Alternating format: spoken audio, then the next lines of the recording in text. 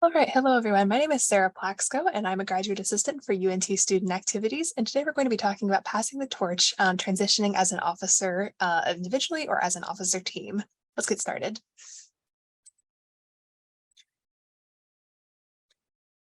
So learning outcomes for today, we want to learn how to utilize internal practices that support organizational sustainability, create and maintain an effective leadership transition process, and prepare incoming officers for the responsibilities of their new positions.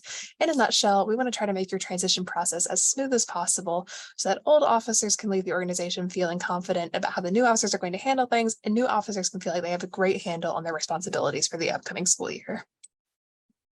So why is this transition process important? As you might know, especially if you're an outgoing officer, organizational knowledge, there's a lot of that to go around. So you want to make sure that it gets passed down as efficiently as possible to your new officers. This is also good to inform and prepare incoming officers for their new positions and build up their confidence and provide a sense of accomplishment and closure for the outgoing officers. You can use their experiences to your advantage if you're an incoming officer. Lastly, you want to provide a sense of community among the leadership and the membership group and not lose momentum from year to year. Some groups go through sort of like slower years when perhaps the transition process didn't go as well and they weren't able to really continue that momentum from the previous year. So it's important to keep that going. Now we're going to talk about the 5 W's, the who, what, where, when, and why. So for outgoing officer responsibilities, you want to review the previous year, go over any goals that you had for yourself, events that you planned and executed, membership levels throughout the year, your finances throughout the year, any resources you use as an organization or utilize through the university or the outside community, everything you did on OrgSync, and anything else you might have done. You also want to update documents in the OrgSync roster. Updating the OrgSync roster is probably one of the most important things you're going to be doing because that's going to impact who's getting communication stuff from student activities and from the university as a whole. Typically, it's the president and sometimes a secondary contact for the organization. So if you have not transferred leadership from the old president to the new president on OrgSync, the old president is still going to continue to get all of that information. Some orgs prefer to keep it that way. Personally, what we suggest is if you do want to have that transition period, usually over the summer, sometimes over winter break though, you can have 2 presidents in OrgSync and both of them will get all of the information and communication that's sent out. So if you want to have that transition period over the summer, you can put the old president and the new president as both being presidents on OrgSync, and it'll send both of them all of the relevant information for that. You also want to review officer responsibilities and timelines. So for officer responsibilities, that's going to be usually each officer is going to assess their own responsibilities throughout the year and communicate that with their predecessors or their successors, sorry, and the timeline throughout the year. Personally, for me and my organization, we're in the process of developing sort of like a calendar. So month by month, what to expect for the organization, what the things that we usually plan, like events. I actually just finished being the president of an a cappella group, so different performances we did throughout the year, when to expect certain things coming up, like Eaglethon is a big performance opportunity for us, like our end of year concert. When do you need to start planning things for that? When do you need to start contacting people and filling out that event application? Things like that. Any unfinished business. If your organization has any major projects that are lasting for more than 1 year, or just things that you didn't get a chance to wrap up this year, communicate that to the next officer so that those projects don't get lost in the shuffle of everything. If there's something that you want to be finished, you need to communicate that with the people who come after you. And then do's and don'ts, different things that, maybe every new officer team wants to try, but also things that you might know don't really work out. Say like maybe do have an ice cream social, don't try to plan an entire carnival in the first week of school, things like that. That's a pretty extreme example, but you get the idea. Additionally, I want to talk about checking accounts specifically, since this is more of like that paperworky side of things. You're going to want to fill out the checking account verification request form. That's a form that's going to be on Student Activities OrgSync. It's one of the forms that we have there. You're going to want to fill that out and also make sure, again, that your roster on OrgSync is up to date with everyone who is being added to the account. So add in those new officers, and once you receive that letter, it'll usually take 1 to 3 days, maybe a little bit longer, depending on how busy things are around the office and the time of year that you submit it, depending on where things are with registration and the school year starting and everything. But hopefully just as soon as possible, we're going to get that letter back to you. And once you receive it, you're going to take it to the bank and have at least one person who is currently on the account and everyone who is being added to the account present at that meeting. Also, each person in attendance must provide 2 forms of ID at the meeting with the bank. One of them has to be government issued, and the other one, it's fine if it's a student ID. Additionally, we can only guarantee that the Wells Fargo on campus will take that checking account letter for sure. We hope that other banks will take that checking account letter, but we cannot make that guarantee for other banks, only for the Wells Fargo in the union. So another thing to look at is what documents and access do new officers need?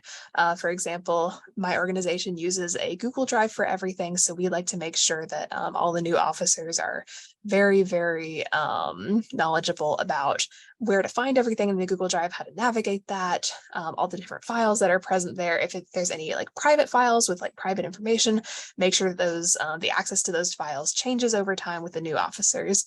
Other groups do like physical paper binders, like transition binders for new officers, with copies of any templates. So like emails, event handouts, certificates, flyers, making sure to have a record of all these things is really important. So you can see maybe what templates you've already used, like if it's posters and you don't want to reuse the one that you used last year, making sure that you have last year's flyer in there. So that you don't reuse it again. But if you do want to reuse something like emails, again, to pull from my organization, we use email templates for our acceptance and rejection letters after auditions and just for audition email blasts. So we'd like to keep those so we don't have to reinvent the wheel every single year. Also, contact lists. If your organization, for example, puts on a lot of events and you use catering a lot or you give out trophies at the end of the year, you're going to want that contact list of everyone that you talked to when you did catering so you can keep those relationships going strong and keep that momentum going. And for things like trophies, like where did you get the trophies? Who did you speak with? How much money did each one cost? Was it extra to get them engraved? Things like that. Previous meeting minutes, that's pretty self-explanatory. Any email accounts like social media, Google Docs, bank accounts, etc. Getting all those access codes and passwords at the ready for the new officers. Any organizational calendar or timeline, we talked about that a few slides ago. And then financial documents, so things like budgets and receipts, etc. Especially if your organization is large enough and deals with enough money that you go through like filing taxes every year and things like that. That's especially important. But even if not, it's definitely still important to have all those things so you know the financial history of your organization. Again, with OrgSync for updating forms, you're going to need to update your bylaws and constitution at the beginning of each year and make sure that they're still in line with the university policy and state policy. So just making sure to have that updated by the beginning of the school year is very important. So incoming officer responsibilities. Your number one responsibility is to ask lots of questions. We have a few examples here for like example, like what are the most important priorities of this organization and this position? What did you try that did not work and why? And what do you wish you had done but did not? Some of the answers to these may surprise you. There's a lot of things that go on behind the scenes of an organization that most regular members don't know about that you will quickly find out about as an officer. And it's always great to get some of that insight before you even start the school year. You also want to set SMART goals. So for here, SMART stands for specific, measurable, attainable, relevant, and timely. This is going to help you set really like reasonable goals for your organization. I would say definitely set a few SMART goals and maybe a couple of reach goals as well of like, this would be super cool if we could do this, but if not, it's not something that we have our hearts set on. It's just sort of like a pie in the sky, like we'll go for it, but we're not totally thinking that it's definitely going to work out. But definitely setting SMART goals is your first priority there, as well as new ideas for this position. So that can be some of those more like reach goals, like I talked about a second ago, things that you might want to try and for the first time. And if it doesn't work out, that's okay. But yeah. Transition activities. This is really great to do. I think in a few slides, we bring up sort of like a retreat sort of deal with organizations. This might be a good thing to bring up at that sort of event. So those questions can be like, in your perspective, what does this position do? What does the Constitution say you do? And what do you actually do? Those are really great questions. Sometimes the Constitution doesn't exactly line up with what the position actually does. For example, in my organization, we have about 6 or 7 officers typically differently. And every organization, every position has their responsibilities very clearly outlined in the Constitution. But at the same time, we all recognize that that's only about a third of the job. The other 2/3 of the job is everyone just kind of helping each other out and supporting the organization as a whole and as a team. So that's really good to know going in. And lastly, what changes would you like to make going forward? That can be an old officer asking a new officer or vice versa to see like what changes did you want to make based on how you've led this year? Like, what do you think would be good things to do and to change going forward? Or an old officer asking new officers for what their plan for next year might be. Other things to consider, the timeline is important. So a lot of organizations like to have a shadowing time period for new officers. Typically, this will happen in either April or November. If you do half-year elections, November, but most organizations do transitions year by year. So that's going to be in typically around April, sometimes May. Like I mentioned last slide, planning a retreat for outgoing and incoming officers. This is a really great opportunity to train, to plan, and to bond. This doesn't have to be like a weekend getaway sort of thing. I know that's not in the budget for a lot of organizations. It can be as simple as like meeting at someone's house, everybody bringing snacks, or going out for lunch together, or just having a meeting on Zoom. You can also create checklists, worksheets for incoming and outgoing officers, like how did you go about executing tasks and events exactly? Who did you contact and speak with? This goes back to that contact list and making sure that you keep all those contacts and everybody that you talk to and have a good record of communication.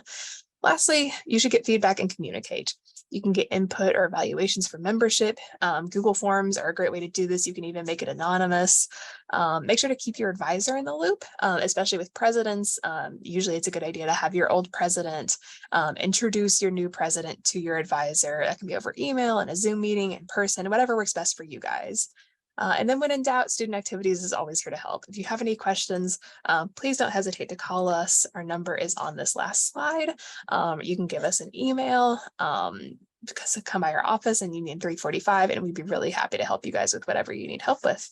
So that's all that I have for today. Again, if you have any questions, don't hesitate to reach out and let us know. And thanks so much for watching.